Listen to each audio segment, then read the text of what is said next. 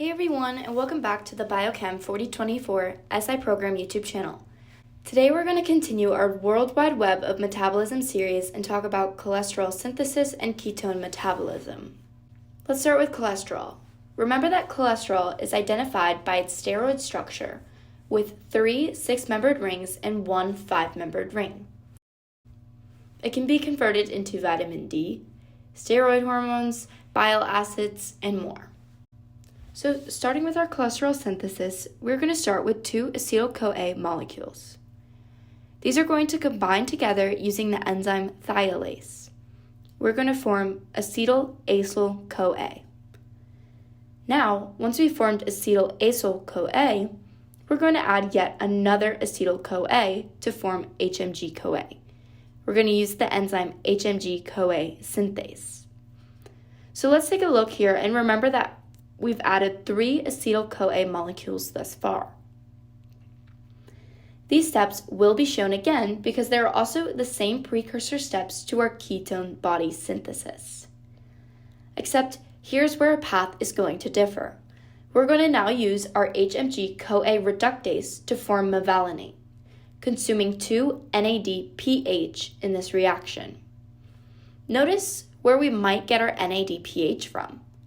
Think back to our pentose phosphate pathway, which we develop many molecules of NADPH.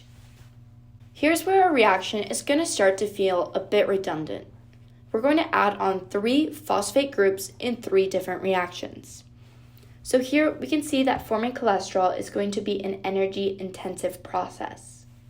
To add our first phosphate, we're going to use the enzyme mevalonate 5-phosphotransferase. Now, with 1 phosphate group attached to our carbon chain, we have formed 5-phosphomevalonate. To add on our next phosphate, we will use phosphomevalonate kinase, and we will consume another molecule of ATP to do so. So now with our 2 phosphates added, we have formed 5-pyrophosphomevalonate, and we will add our final phosphate using pyrophosphomevalonate decarboxylase. This will make 3-phospho-5-pyrophosphomevalonate. So now we're looking at a 6-carbon molecule, right? We started and we've added 3 acetyl-CoAs together. Our goal in our next reaction is to turn it into a 5-carbon molecule. To do this, we will use pyrophosphomevalonate decarboxylase, and we will release CO2. Now we have released 1 phosphate and 1 carbon. So we have a double bond in our structure, and we have a 5-carbon molecule.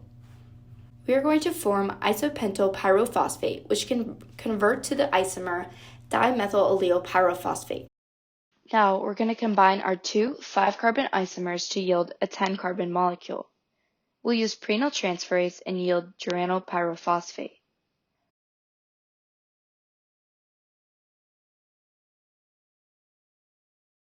With our 10-carbon molecule, we're going to add on 5 more carbons to this. We're going to add on the molecule isopentyl pyrophosphate. Using prenyl transferase again, we're going to get a molecule called farnesyl pyrophosphate. What we've done now is we've added 5 carbons to a 10-carbon molecule, yielding us a 15-carbon molecule. But we know that cholesterol requires 30 carbons. So our next step is to combine with another farnesyl pyrophosphate and use the enzyme squalene synthase to yield squalene. Once we have squalene, we are at our 30-carbon molecule. We're going to use squalene monooxygenase, and we're going to use another molecule of NADPH. In doing this, we will get squalene 2,3-epoxide, and upon completing 21 more steps, we're going to yield cholesterol, as seen here. So remember, we inputted a total of 3 acetyl-CoA molecules to form a 6-carbon structure. We added our 3 phosphate groups and we removed 1 carbon from our chain. Now we have a 5-carbon structure. We combined these together to make our 10-carbon structure.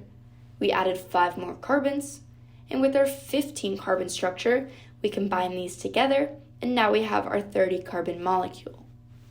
Keep track of what steps are going to require NADPH and ATP as shown. So now that we've covered the bulk of what is cholesterol synthesis, let's talk about ketone metabolism. We are going to form 3 ketone bodies as pictured in the next steps. Remember those first few steps from cholesterol synthesis because we're going to use them here. Let's again start with our 2 acetyl-CoA molecules and our enzyme thiolase, and let's make acetyl-acyl-CoA.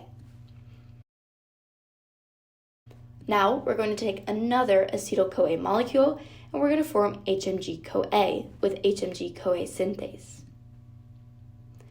To form our ketone, we will take HMG-CoA lyase to form acetoacetate.